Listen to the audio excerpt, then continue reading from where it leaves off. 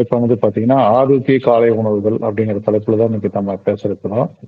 குறிப்பாக பார்த்தீங்கன்னா, ஒரு நாள் காலையில் எழுந்தவுடன் நம்ம என்ன செய்கிறோம்னு சொன்னா, சில பேரு காலையில எழுந்த உடனே நல்லா குளிச்சுட்டு ஆஃபீஸு போவாங்க. சில பேரு ஸ்கூலுக்கு போவாங்க. சில பேரு அவங்களுடைய வேலைய பார்க்க போவாங்க.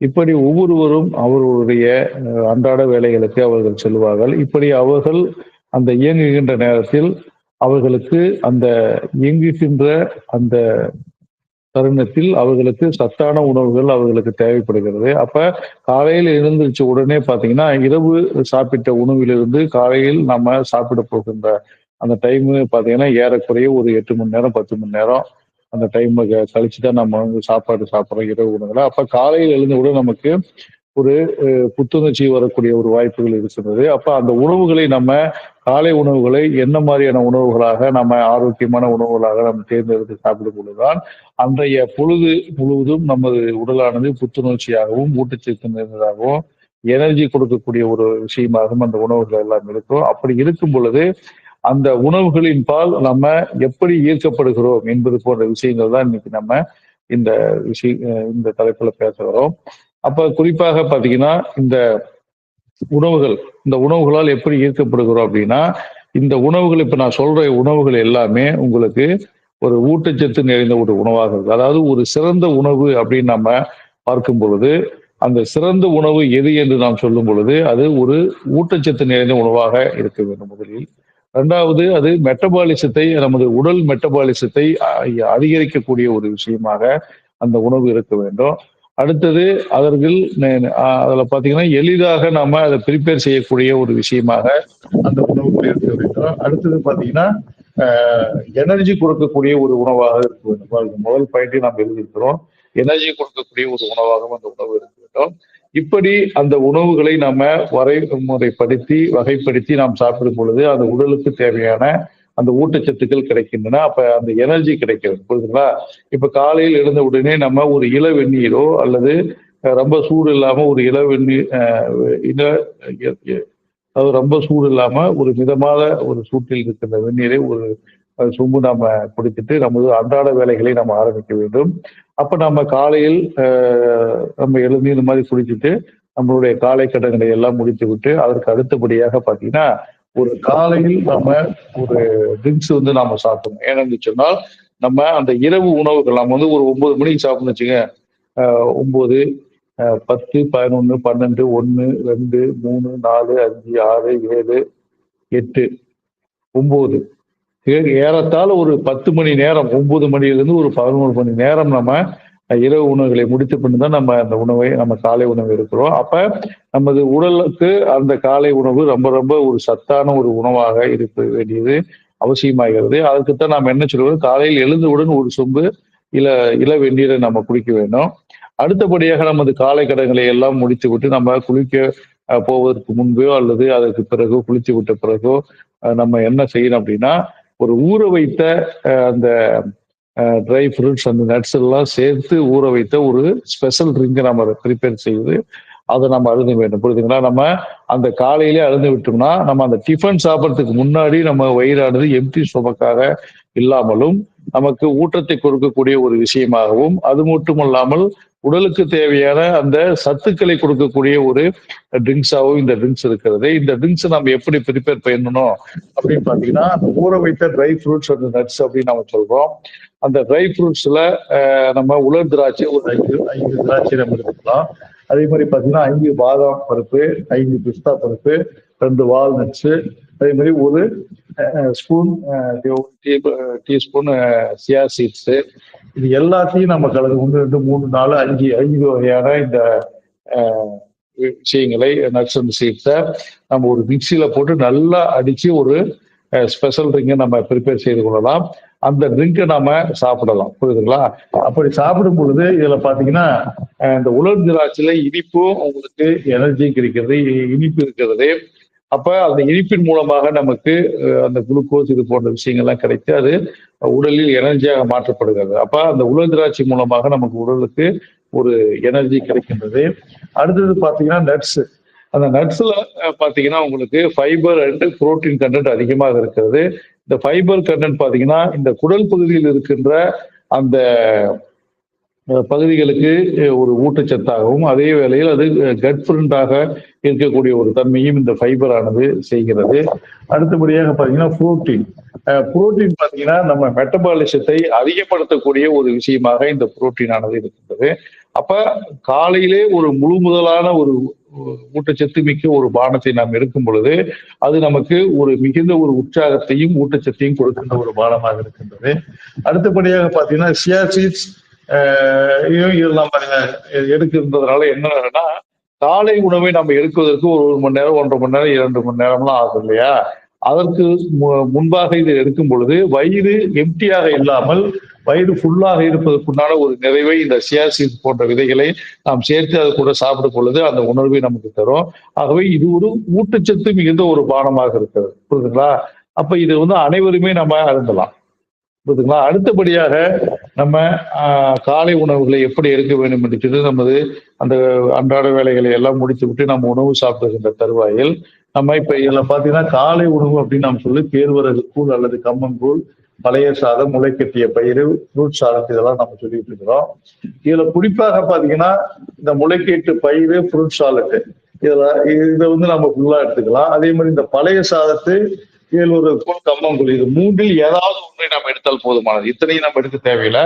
ஏன்னு சொன்னால் இது காலையில் நம்ம எடுக்க வேண்டிய உணவுகள் அப்படின்னு நம்ம இதை சொல்லிட்டு இருக்கிறோம். புரியுதுங்களா? அப்ப இந்த காலையில் எடுக்க வேண்டிய உணவுகள் அந்த ஸ்பெஷல் ட்ரிங்க் ஒன்று நம்ம எடுத்துடுறோம். உணவுகளாக நாம சாப்பிடும் பொழுது கம்மங்கூழ், கேழ்வரகு கூழ் அல்லது பழைய சாதம் இது மூன்றில் ஏதாவது ஒரு உணவு வகைகளை நம்ம எடுத்துக்கொள்ள வேண்டும். அது கூட அடிஷனலாக முளைக்கட்டிய பயிறு அந்த மாவுல ஒரு கஞ்சி மாதிரி ரெடி பண்ணி அது கூட ஒரு ட்ரிங்காக நம்ம அந்த உணவோடு சேர்த்து சாப்பிடலாம். அடுத்தபடியாக ஃப்ரூட் சாலட் நம்ம செஞ்சு சாப்பிடலாம். புரியுதுங்களா?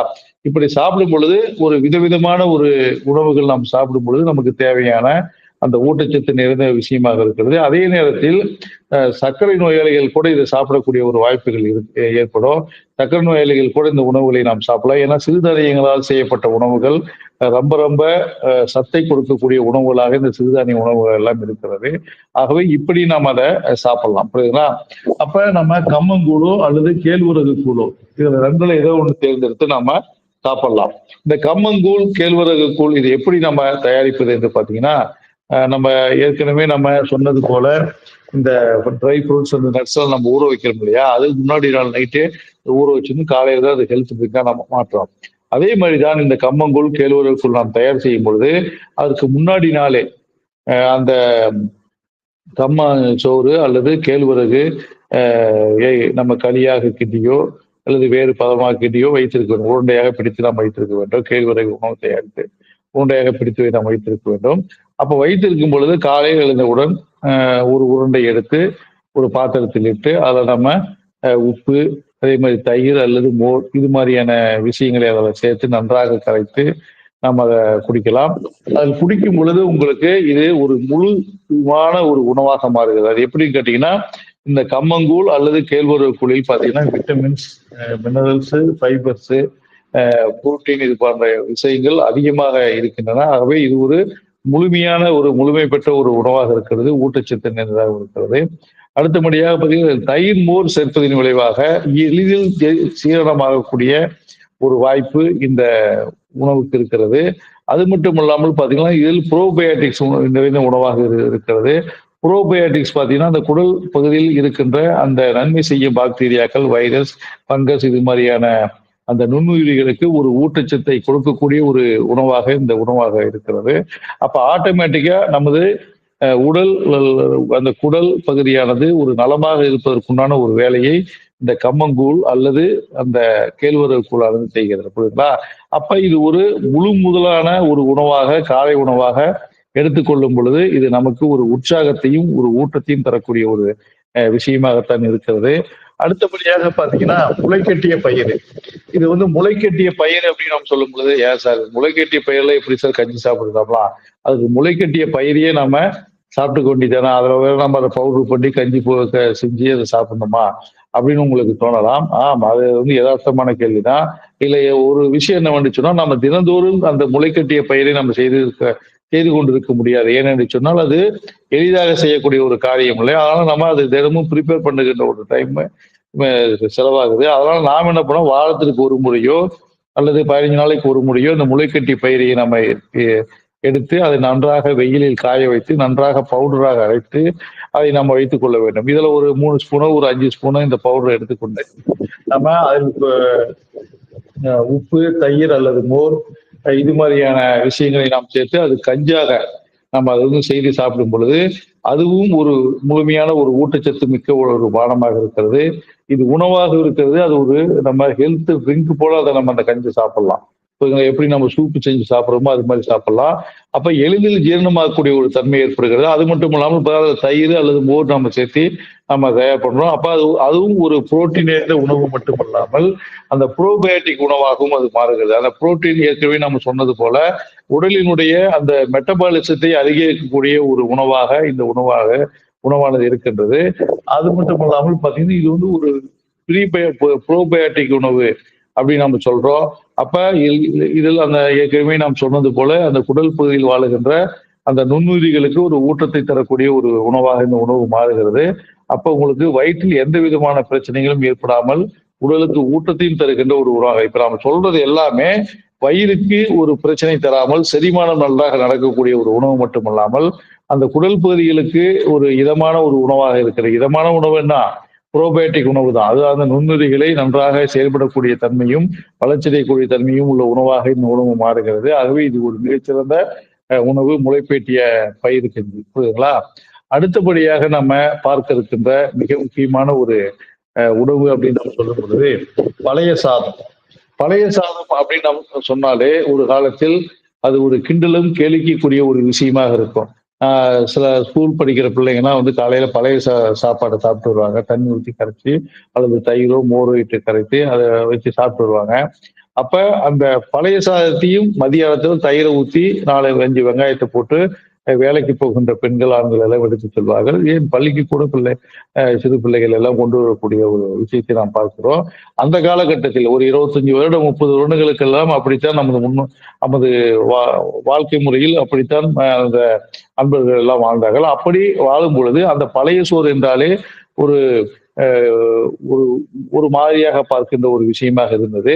ஆனால் அதே பழைய சோறு தான் இன்றைக்கு ஒரு உயிரை காக்கும் ஒரு ஆபத்து ஒரு எப்படி சொல்றது ஒரு ஸ்பெஷலான உணவாக இன்று மாறி இருக்கிறது. ஏனென்று சொன்னால் இந்த பழைய உணவுகள் அப்படிங்கிறது பாத்தீங்கன்னா இன்று நிறைய டிபார்ட்மெண்டல் ஸ்டோர்களில் ஒரு அலங்கரிக்கின்ற ஒரு உணவாக இது மாறி இருக்கிறது. பழைய சோத்தை இப்ப நம்ம ஷோகேஸ்ல வச்சு வித்துட்டு இருக்காங்க நிறைய இடத்துல.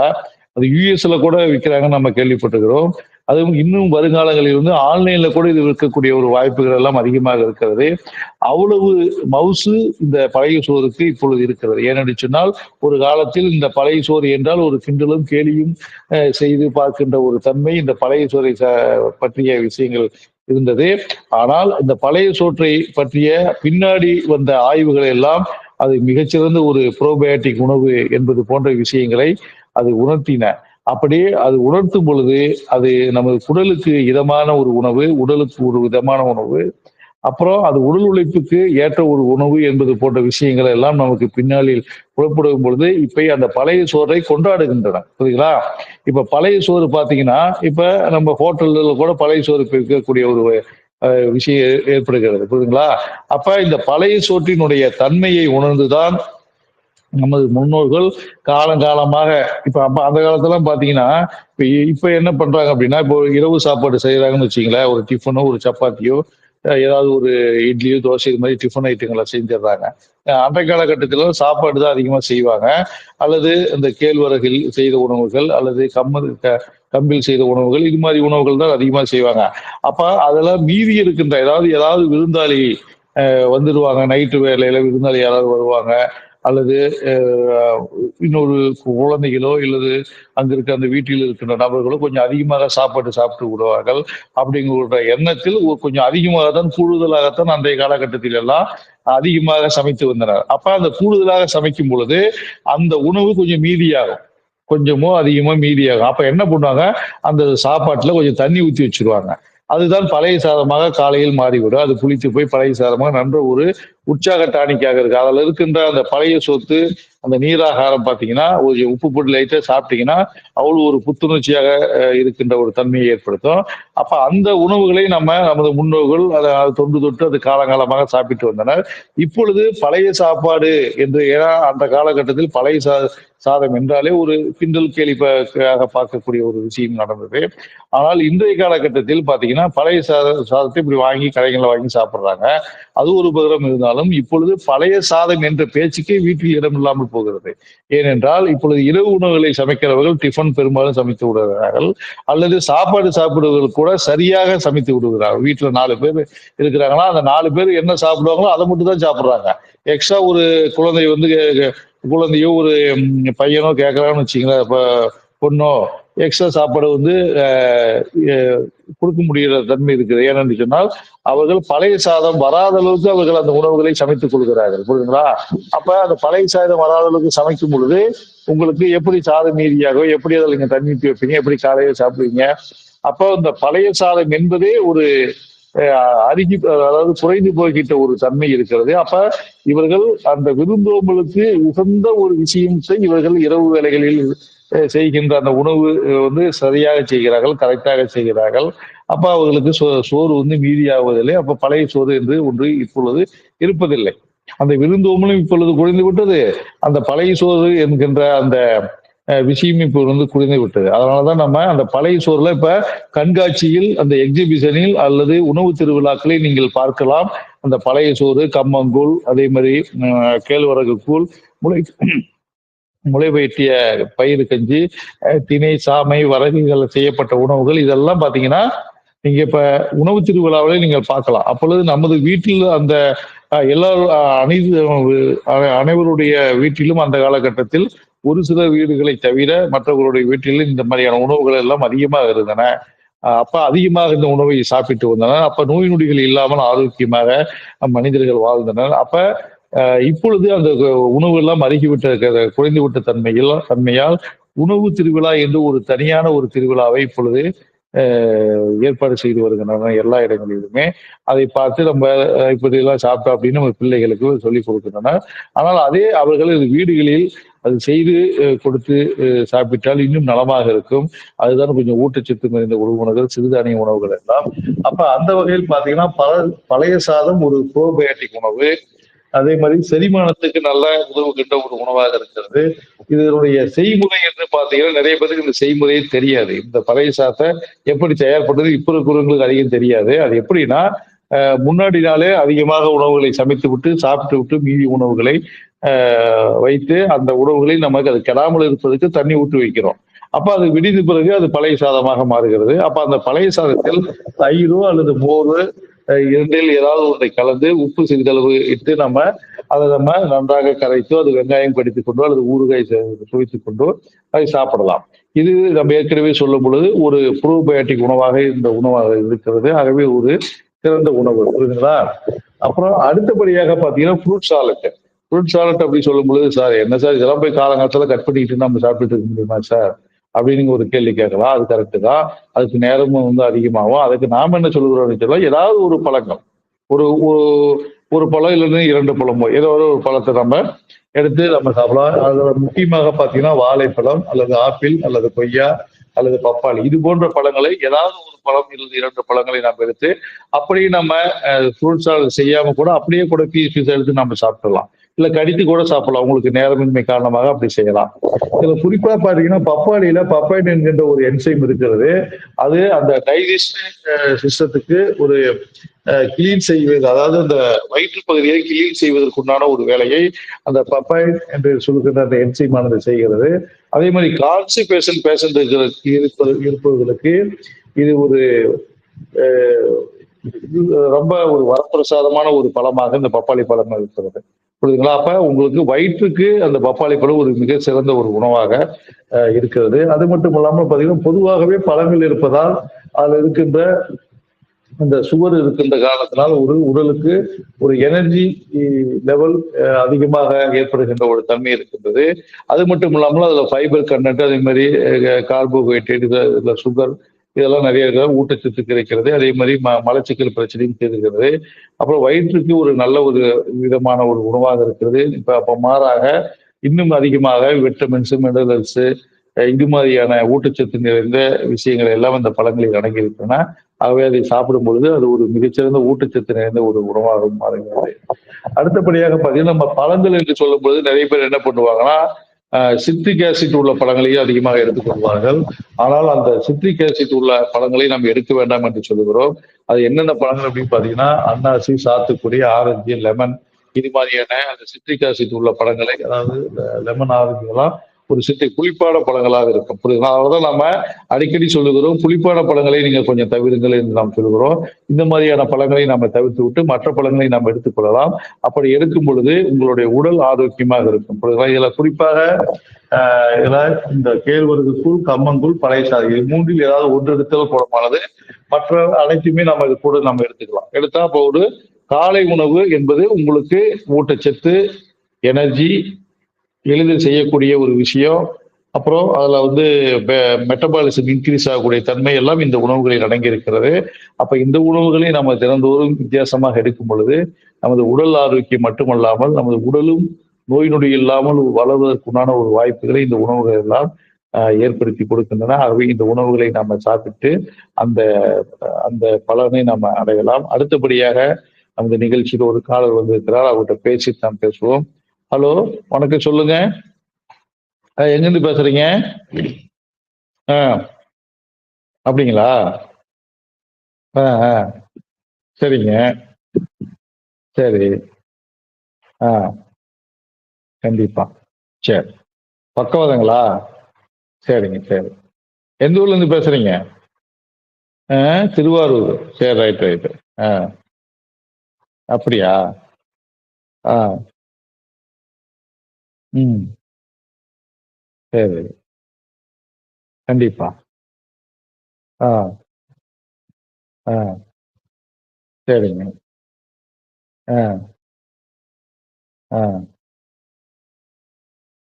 ஆ, ஆ. சரிங்க. ம், ம், ம். அதான், அதான். ம். சரிங்க. ஆ. சரி, சரி, சரி. அதாவது என்னன்னு கேட்டீங்கன்னா, பக்கவாதம் அப்படின்னு சொன்னாலே பார்த்தீங்கன்னா, நம்ம பெரும்பாலும் அந்த ஒரு கை, ஒரு கால் வராகறதுன்னா, உங்களுக்கு இப்ப எந்த சைடு இருக்குதுங்க? ரைட் சைடா? சரிங்க. இப்ப நல்லா அப்பாவா? நல்லா நடக்குறாரா? நடக்க முடியல. கால இழுத்து இழுத்து தான் நடக்குறாரு. சரிங்க. அப்படியா? வாய் கோணி போய் மாரி இருக்குதா? ஒரு பக்கம் இழுத்த மாரி இருக்குங்களா? ஆ, ஆ. சரி. அதான், அதான், அதான். ஆ, சரி. ஆ, ம். ஆ. அதான், அதான், அதான். சரிங்க, சரி. ஆ, ஆ, ஆ. கண்டிப்பா. ம், ம், ம். சரிங்க. அதான், அதான். சரி. அதாவது நாம என்ன சொல்றோம்னா, அந்த ரிப்போர்ட்ஸ்லாம் கொஞ்சம் WhatsAppல எனக்கு அனுப்பிடுங்க ஃபோட்டோ எடுத்து. இப்ப எவ்வளோ வருஷம் ஆச்சுங்க? 1 இயரா? சரிங்க. இப்ப ஸ்கேன்ல பார்த்தாங்களா? பார்த்தாங்க. என்ன சொன்னாங்க? அடைப்பு இருக்குன்னு சொன்னாங்களா? சரி ரைட்டுங்க. சரி. நான் இப்ப என்னன்னா, அந்த ரிப்போர்ட்ட பார்த்து நான் மருந்து இதெல்லாம் சொல்ல முடியும். ஒரு டைம் நேர்ல வந்து பாருங்க. இப்ப சில வகையான உணவுகள நான் சொல்றேன். அந்த உணவுகள நோட் பண்ணிக்கங்க. ஆமா. அது வந்து கரெக்ட்டா அந்த உணவுகள்லாம் அவாய்ட் பண்ணிட்டு, நான் வேற வகையான உணவுகள் சொல்றேன். அந்த உணவு அதிகமா சாப்பிடுங்க. இப்ப சர்க்கரை நோய், பிபிலாம் அவருக்கு இருக்குங்களா? ஆ, ஆ. அதான், அதான், அதான். ஆ. ம், ம். ஆ, ம். அதான், அதான், அதான். சரிங்க. ஆ. கண்டிப்பா, கண்டிப்பா. ஆ. சரி. கண்டிப்பா. ஆ. சரி. ம். ம். சரிங்க. ம். ம். சரி. அப்படியா? ஆ, ஆ. சரி. ஆ.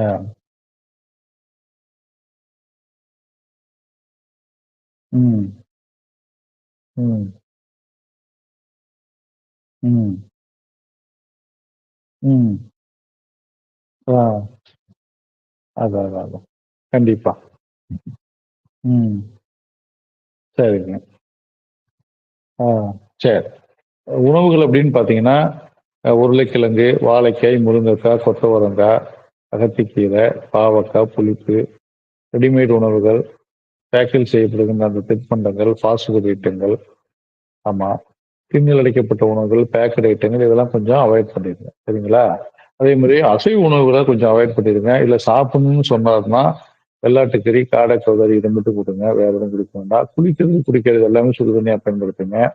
அந்த ரெடிமேடு அதாவது சரி அந்த ரிப்போர்ட்ட எனக்கு WhatsAppல பண்ணுங்க. நான் பார்த்துட்டு உங்களுக்கு சொல்றேன். சரிங்களா? ஓகேங்க, ஓகேங்க. வணக்கம், வணக்கம். அடுத்தபடியாக இன்னொரு கால் இருக்காரு. அவர்ட்டயும் பேசுறேன். ஹலோ. வணக்கம் சொல்லுங்க. எங்கிருந்து பேசுறீங்க? ஆ அப்படியா? ஓஹோ! சரி, சரி, சரி. ஆ அப்படியா? ஆ, ஆ, ஆ. சரி, சரி, சரி. சேலம் மஸ்தும் எப்படிங்க? சேலம் அரிசிப்பாளையத்துலருந்து பேசுறீங்களா? சரி, ரைட், ரைட். சரி, சரிங்க. அதாவது பொதுவாவே பார்த்தீங்கன்னா ஆ ஆமா. ஆ, ஆ, ஆ. சரி, சரி, சரி, சரி. அதான், அதான், அதான். ஆ, ஆமா. கண்டிப்பா, கண்டிப்பா. ம், ம். உடல் வலி நெறைய இருக்கு. சரி, ரைட். பர்ட்டிகுலர் இடத்துல இல்ல. திடீர்னு எங்கெங்கேயோ வருது. வீக்கம் இருக்குங்களா உடம்புல? வீக்கம்லாம் இல்ல. சரிங்க. என்ன தொழில் பண்றீங்க? மளிகை கடையா? சரிங்க. சரி. சுகர், பிபி இருக்குங்களா? இல்ல. சரி. சரி நான் உணவுகள், மருந்துகள சொல்றேன். நோட் பண்ணிட்டீங்க. அத வாங்கி சாப்பிடுங்க. உணவுகள கரெக்ட்டா ஃபாலோ பண்ணுங்க. உணவுகள் அப்படின்னு சொல்லும் பொழுது, குளிர்பானங்கள், இனிப்புகள், உருளைக்கிழங்கு, வாழைக்காய், முருங்கைக்காய், கொத்தவரங்காய், பேக்கரியில செய்யப்படுகின்ற தின்பண்டங்கள், ரெடிமேட் உணவுகள் இதெல்லாம் அவாய்ட் பண்ணிடுங்க. அதே மாரி அசைவ உணவுகள்ல வெள்ளாட்டுக்கறி, காடை, கோழி இது மட்டும் சாப்பிடுங்க. வேற எதுவும் சாப்பிட வேண்டாம். மருந்துகள் அப்படின்னு பார்த்தீங்கன்னா, குளிக்கிறது, குடிக்கிறது எல்லாமே சுடு தண்ணீயா பயன்படுத்துங்க. மருந்துகள் அப்படின்னு பார்த்தீங்கன்னா, முடக்கத்தான் சூர்ணம், வாடாநாயம் சூர்ணம், அயகாந்தை சுண்டல் 3யும் ஒண்ணா மிக்ஸ் பண்ணிட்டு, காலையில 1 ஸ்பூன், இரவு வேளையில 1 ஸ்பூன் தேன்ல கலந்து சாப்பிடுங்க. ஆண்டிக்காய் சூர்ணம், காலையில 1 ஸ்பூன், இரவு வேளையில 1 ஸ்பூனு சுடுதண்ணில கலந்து சாப்பிடுங்க. வாதமடைக்கு மாத்திரை, இதுவும் காலையில ஒரு மாத்திரை, இரவு வேளையில ஒரு மாத்திரை. ஆமாங்க. இத சாப்பிட்டு வாங்க. அதே மாரி தைலம்னு பார்த்தீங்கன்னா, பிண்ட தைலம்னு ஒரு தைலம் இருக்கு. அத வந்து லேசா சூடு பண்ணிட்டு உடல் முழுவதும் அப்ளை பண்ணிடுங்க. சரிங்களா? அதுதான். ம். சரி. ஆ. ம். சரிங்க. ம். ம். சரிங்க, சரி. சரி, கண்டிப்பா. இது மட்டும் பண்ணுங்க. ஏதாவது டவுட் இருந்துச்சுன்னா எனக்கு ஃபோன் பண்ணுங்க. ஓகேங்களா? ஓகேங்க. வணக்கம், வணக்கம். அடுத்தபடியாக நமது நிகழ்ச்சி முடிந்த பின்னரும் உங்களுக்கு ஏதேனும் சந்தேகம் இருப்பின் எனது வாட்ஸ்அப் எண்ணான 9514325454 என்ற எண்ணில் தொடர்பு கொண்டு உங்களுடைய சந்தேகங்களையும், உங்கள் நோய்களுக்கு உண்டான ஆலோசனைகளையும் நீங்கள் கேட்டு தெரிந்து கொள்ளலாம். இந்த காணொளி உங்களுக்கு பிடித்திருக்கும் என்று நம்புகிறோம். காணொளியை ஷேர் செய்யுங்கள், லைக் செய்யுங்கள். இது போன்ற மருத்துவ விழிப்புணர்வு அறிவை ஏற்படுத்தக்கூடிய காணொளியை நீங்கள் உடனடியாக உங்களது உள்ளங்களிலும், இல்லங்களிலும் பெற வேண்டியிருந்தால், எங்களுடைய ஆன்லைன் டிவி சேனல்களை சப்ஸ்கிரைப் செய்து கொள்ளுங்கள். அதோடு அந்த பெல் பட்டனையும் அழுத்திவிட்டு ஆல் என்ற ஆப்ஷனை கிளிக் செய்யுங்கள். இது போன்ற காணொளியை பார்த்து அதிக ஆரோக்கியத்துடனும், அதிக ஆயுளுடனும் வாழ்ந்து இந்த உலகை வெல்வதற்குண்டான சூழலை ஏற்படுத்துவோம். வணக்கம்.